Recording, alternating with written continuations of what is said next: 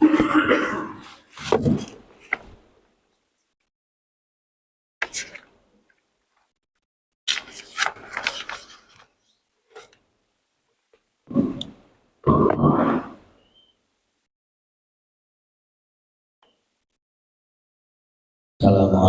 warahmatullahi wabarakatuh. Ila qaratu syaikhul Muhammad bin Muhammad al-Fatihah. Alhamdulillahirabbil alamin. Iyyaka na'budu wa iyyaka nasta'in. Shiratal ladzina an'amta 'alaihim ghairil maghdubi 'alaihim waladdallin. Bismillahirrahmanirrahim. Tanbih ini dari Syekhul Al-Marhum Syaikhul Muhammad bin Muhammad yang bersemayam di Patapan Syariah Kajemaran Rahmaniyah. Sabda beliau kepada khususnya segenap murid-murid pria maupun muda,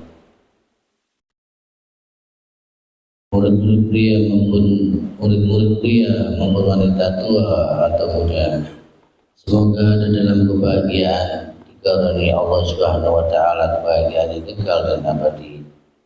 Dan semoga tak akan timbul keretakan dalam hubungan kita sekalian. Pun pula semoga pimpinan negara bertambah kemuliaan dan keagungannya, supaya dapat melindungi dan membimbing seluruh rakyat dalam keadaan aman, adil dan makmur, zahir maupun batin. Pun kami umat orang bertanya tentang Thariqat Qadiriyah Naksabandiyah mengaturkan dengan tulus ikhlas. Wasiat kepada segenap murid-murid, berhati-hatilah dalam segala hal, jangan sampai berbuat yang bertentangan dengan peraturan agama maupun negara. Taatilah kedua-duanya tadi sepantasnya. Demikian sikap manusia yang tetap dalam keimanan. Tegasnya dapat mewujudkan kerelaan terhadap hadirat ilahi yang membuktikan perintah dalam agama maupun negara. Bismillah, hai murid-murid sekalian, janganlah terpaut oleh bujukan nafsu, terpengaruh oleh godaan syaitan. Waspadalah akan jalan penyelewengan terhadap perintah agama maupun negara, agar dapat melindungi diri kalau tertarik oleh bisikan iblis yang selalu menyelinap dalam hati sanubari kita semua. Lebih baik buktikanlah kebajikan yang timbul dari kesucian. Satu, terhadap orang-orang yang lebih tinggi daripada kita, baik zahir maupun batin, harus kita hormati. Begitulah seharusnya. Hidup rukun, saling harga menghargai. Dua, terhadap sesama yang sederajat dengan kita dalam segala galanya, jangan sampai terjadi persengketaan. Sebaliknya harus bersikap rendah hati, bergotong royong dalam melaksanakan perintah agama maupun negara.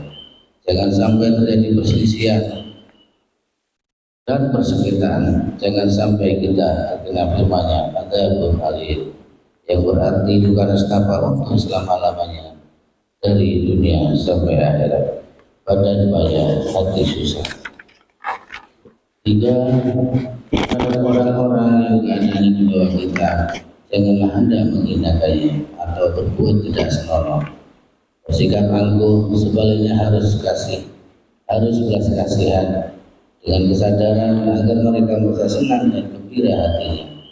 Jangan sampai merasa takut dan liar, bagaikan tersayat hatinya. Mereka harus dituntun, dibimbing dengan nasihat yang lemah lembut, yang akan memberikan keinsapan dalam menginjak jalan kebajikan. 4.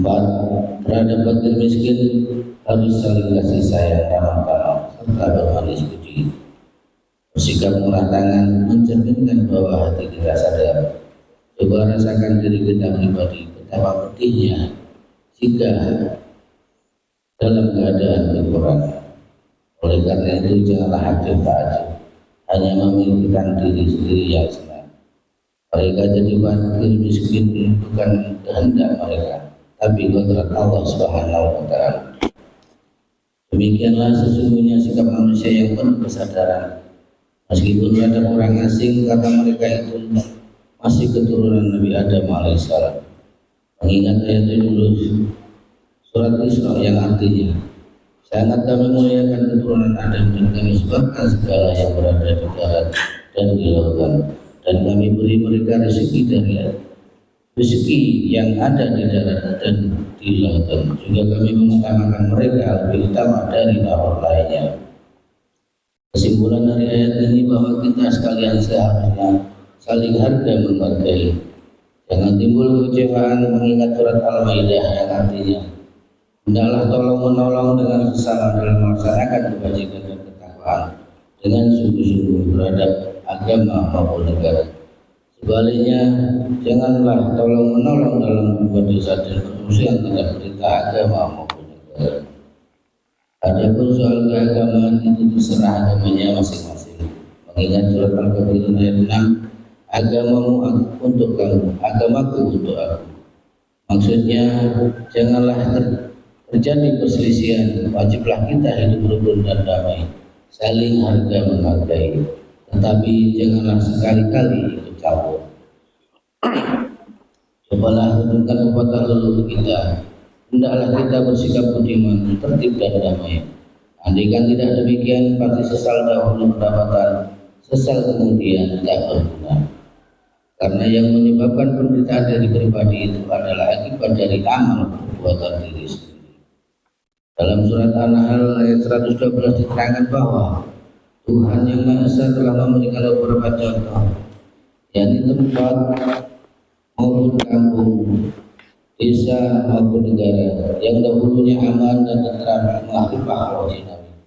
Namun penduduknya atau penghuninya mengingkari nikmat-nikmat Allah, maka lalu berkecamurlah bencana kelaparan, penderitaan, dan ketakutan yang disebabkan sikap dan perbuatan mereka sendiri. Oleh karena demikian, hendaklah segenap murid-murid bertindak teliti dalam segala jalan yang ditempuh, guna kebaikan zahir maupun batin, dunia maupun akhirat, supaya hati tentram, jasad nyaman, jangan sekali-kali timbul persengketaan. Tidak lain tujuannya budi utama, jasmani sempurna, jaga badan. Tiada lain amalan kita tarekat qadiriyah naksabandiyah, amalkan sebaik-baiknya guna mencapai segala kebajikan, menjauhi segala kejahatan zahir batin yang berkalian dengan jasmani maupun rohani, yang selalu diselimuti tujuan nafsu, digoda oleh berdaya syaitan. Wasiat ini harus dilaksanakan dengan seksama oleh segenap murid-murid agar mencapai keselamatan dunia dan akhirat. Amin. Partaban Surelaya 13 Februari 1956. Wasiat ini disampaikan kepada kita sekalian ya, bertanda Haji Ahmad Sohibullah Batajul Arifin. Untayan mutiara, jangan di pada ulama yang sejarah, jangan menyalahkan kepada pengajaran orang lain, jangan memeriksa murid orang lain, jangan berhenti bekerja meskipun disakiti orang, harus menyayangi orang yang membenci kepada.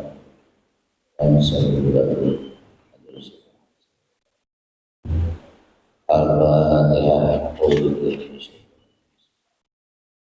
Alhamdulillah. Rahmanir-Rahim. Maliki yaumiddin. Wa iyyaka nasta'in. Ihdinas siratal mustaqim. Siratal ladzina an'amta 'alaihim ghairil maghdubi 'alaihim. Assalamualaikum warahmatullahi wabarakatuh.